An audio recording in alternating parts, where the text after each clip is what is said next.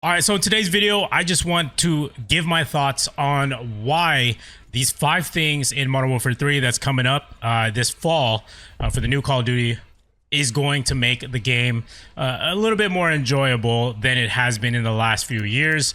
Now, there's a couple of things that are more important than others, but you know, sometimes simplicity is key, and that is what really made the game fun. You know, make the game fun. Don't cater to new players and remove things that made Call of Duty what it is today as far as popularity goes, because you know, it's the OG players that they really just forgot to think about, and they just ruined it for us. That's why a lot of the fan base that was that helped grow the game itself, that's why they all left.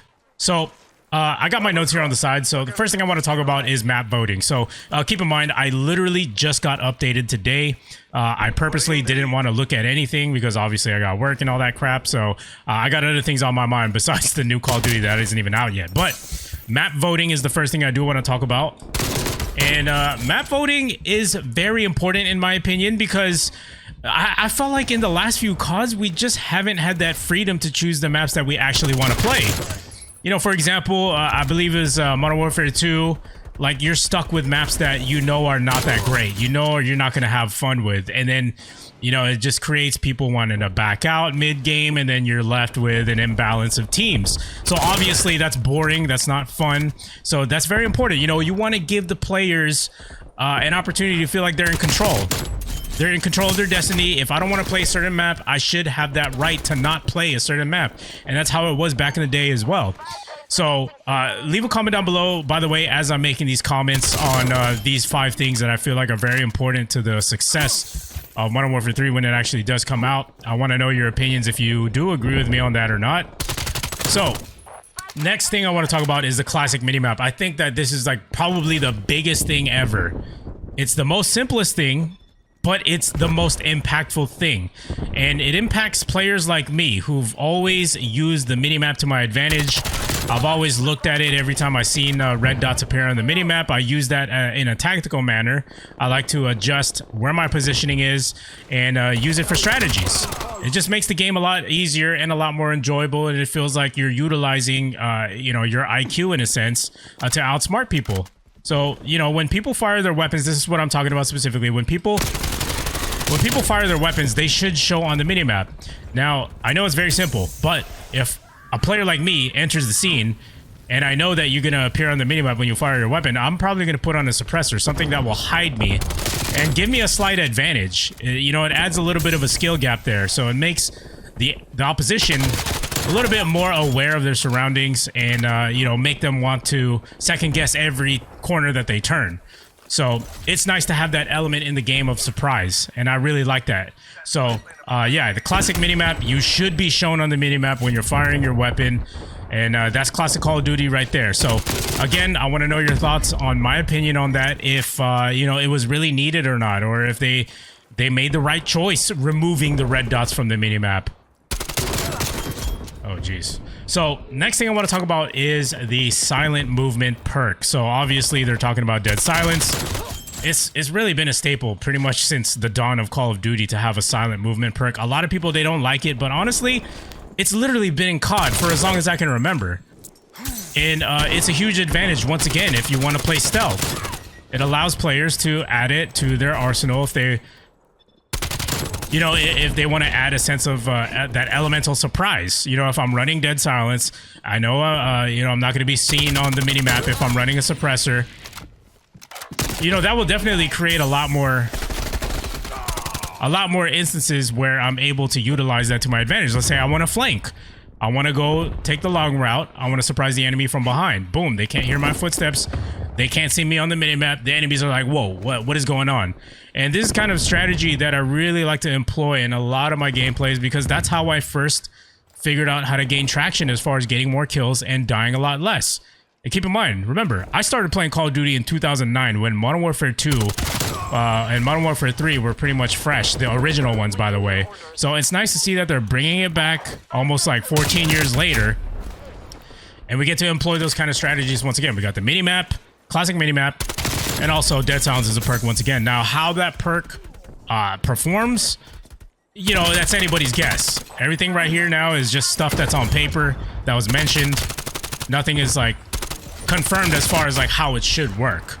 You know, you never know. It could have like some kind of thing where if you're running around too fast, your footsteps could get heard, which is kind of stupid in my opinion. I hope that's not what it is. But, you know, nonetheless, I'm happy about it. I'm happy about it returning as a perk. Come back here. Come back here. Yes, sir. Oh, we got the harp. All right, next thing on my list was 150 HP in multiplayer. So I like this because it kind of falls in line with how Cold War is played. The reason why is because you can't just sit in a corner and kill someone right away. Like, you gotta actually have some kind of reaction time. Good reaction time. It allows you to react to the gunfight that's actually happening and turn on that specific camper. And then now campers will actually think twice, you know, about camping.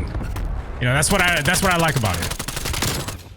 It allows for more fair gunfights. So it eliminates the possibility of newbies thinking that they could just sit in a corner and just rack up kills that way. You know, I did not like that at all. Like I said, let's make the skill gap a lot higher and reward players that actually utilize some sort of, you know, strategy against the opposition. That's what I like. So, you know, you never know what you're going to go against, because if people are just sitting in the corners, it just adds too much repetitiveness to the game, and that's how things get quickly boring. You can't, you know, pick what map you want to play on. You know, people don't show up on the minimap. It causes a lot of confusion to begin with, and that's what causes people to sit in corners, because they can't predict where enemies are coming from. So everything kind of ties in together. The simplicity of having all of those aspects in the game is going to make a huge impact, in my opinion, and you know, encourage people to move around. That's what we want. Call of Duty is supposed to be an arcade game, not some kind of realistic shooter. You know what I'm saying? So, you know, a lot of the new people might not like what they hear, but that's the truth. That's how it started. Like I said, it was 14 years ago. They didn't actually start changing things drastically until Modern Warfare 2 2019 came out. All right, so one other thing that I did want to touch upon before this video ends is, you know, this is the most minor thing, but it's the movement mechanics. Apparently, there's going to be slide canceling. You know, the movement's going to be fluid, all of that kind of stuff.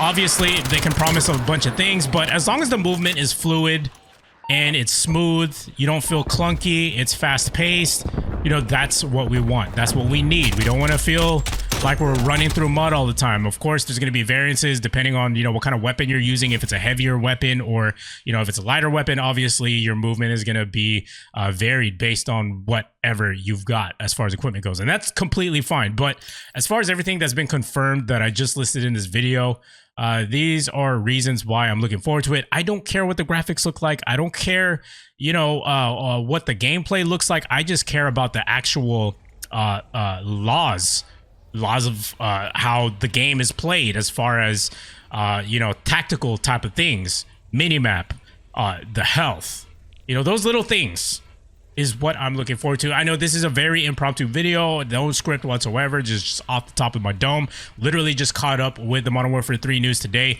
I don't even remember what time it when it actually comes out, but yeah, I just thought I'd bring myself to speed and also you know, share my exact thoughts as well on this whole thing. So with all that said, you know, is this enough for you guys to give it a chance, give it a try? And if it is fun, will you actually ditch Cold War? I know a lot of you guys sub to me for Cold War, but I don't know if I could do Cold War for 4 years in a row. You know, it's crazy. You know, you can only make so much content on Cold War. But yeah, let me know down below in the comments, what exactly will you be doing? If it's a flop, are you actually just going to jump the Call of Duty ship and just play something else?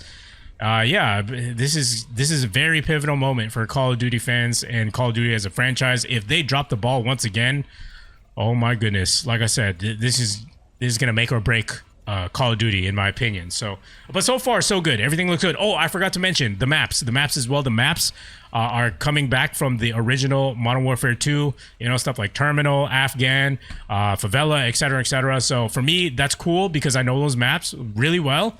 But for new players, you may or may not like it. We'll see. We'll have to cross that bridge when we get there. But anyways, guys, leave a like in the video, leave a comment down below your opinions, and I'll see you guys in the next one. Let's get it.